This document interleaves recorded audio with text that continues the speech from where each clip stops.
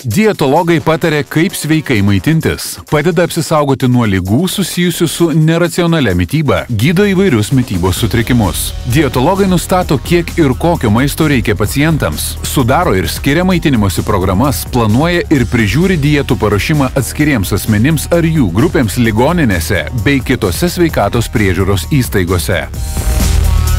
Mano vardas yra Eimantas, man yra 17 metų, mėgstu lankytis teatruose, parodose, todėl mokykloje labiausiai patinka dailės, technologijų ir istorijos pamokas. Domiuosi skulptūra, tapyba, grafika, fotografija, norėčiau būti istoriku arba menotyrininku.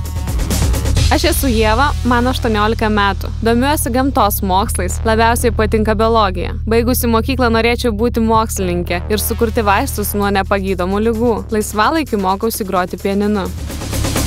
Esu Ignatas, man 16 metų. Patinka studijuoti kalbas.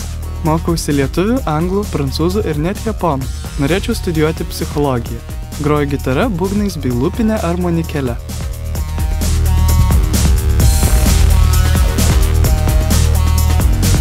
Aušra Jauniškytė, profesija gydytoja dietologė, baigė Vilniaus universitetą, darbo stažas 10 metų. Gydytojo dietologo profesija yra pakankamai plati.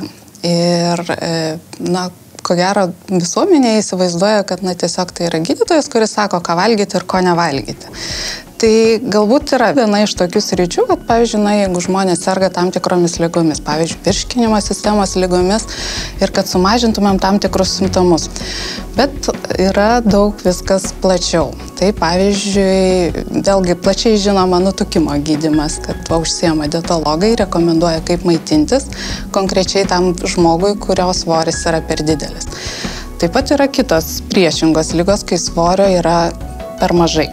Tai labai svarbu yra tą svorį atstatyti ir kad jis būtų normalus, kadangi jeigu yra per mažas svoris, tai vėlgi ligų atsiranda papildomų komplikacijų, arba jeigu žmogus, pavyzdžiui, suserga kažkokia sunkia liga, ar onkologinė liga, ar trauma būna, tai jos veikimas būna žymiai lėtesnis, jeigu svoris yra per mažas. Pirmiausia, tiesiog apklausa, tai yra tas būdas, kaip susižinai, kas netvarkoja yra, dėl ko kreipiasi. Ir naudojam tokias priemonės. Tai viena iš jų yra kūno sudėties analizatorius, tai atliekama kūno sudėties analizė, nustatomas raumenų, riebalų kiekis, skysčių kiekis organizme. Šitas dalykas yra labai svarbus. Nustatom riebalų kiekį, jeigu jis yra per didelis, tai diagnozuojam nutukimą, jeigu per mažas, mitybos nepakankamumą bendraja prasme ir žiūrim, kaip galim padėti ligoniui. Čia yra procentinė riebalų masė, kiek procentų kūno svorio sudaro riebalai. Ir čia yra tik tai 6,4%.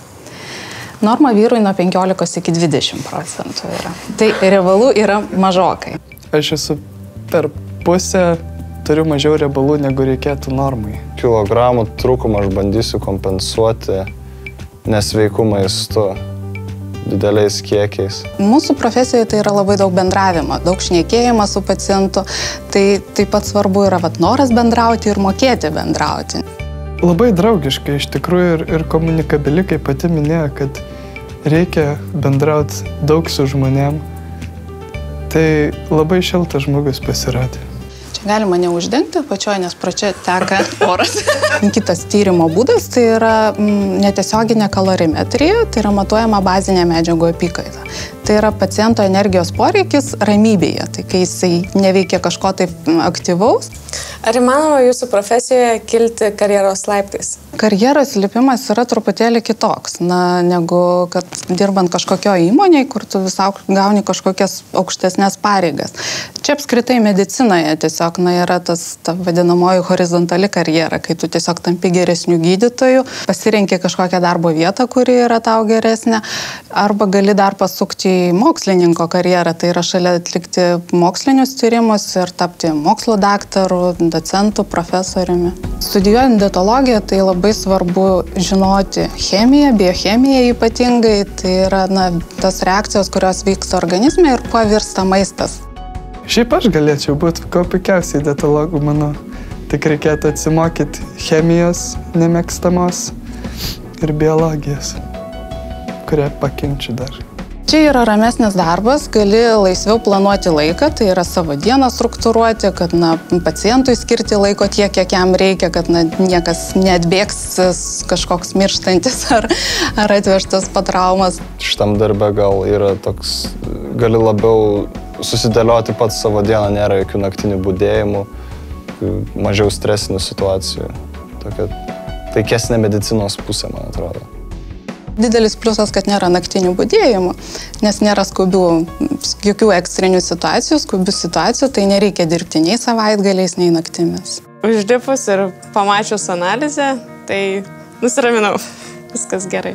Turim prieš save sveiką žmogų su normalia kūno sudėtimi. Viskas yra tvarkoje. Licencija yra būtina, gydytojo dietologo gauna licenciją ir ją atnaujina, tai yra perregistruoja kas 5 metus. Kaip ir visi gydytojai, bendra tvarka, yra tam tikrai reikalavimai, kaip ją perregistruoti ir tą būtina atlikti. Be abejo, dietologų poreikis jisai yra didelis ir turėtų didėti, nes, vėlgi dėl tų pačių priežasčių, kad visuomenė sensta, ligų daugėja ir, praktiškai kiekvienam skyriuje turėtų būti arba dietistas, arba gydytojas dietologas. Yra daug visokių žurnalų, straipsnių internete, aišku, galima skaitytis ir rinktis informaciją, bet vis vien geriau yra nueiti pas specialistą, kuris dėl to mokėsi, kalė 10 metų. Visi mitai ir ateina ir iš interneto, ir televizijos laidų, tai gali tikslingai pasakyti, ką daryti. Specialiai tau, o ne visiems, ne bendrai masė. Kad storas dietologas nemačius ir nemanau, kad tokių būna. Tu pristatai savo paslaugas ne tik per tai, ką darai, bet ir per savo išvaizdą. Jis neturi turėti didelios figūros, bet jis bent jau turėtų turėti optimalę.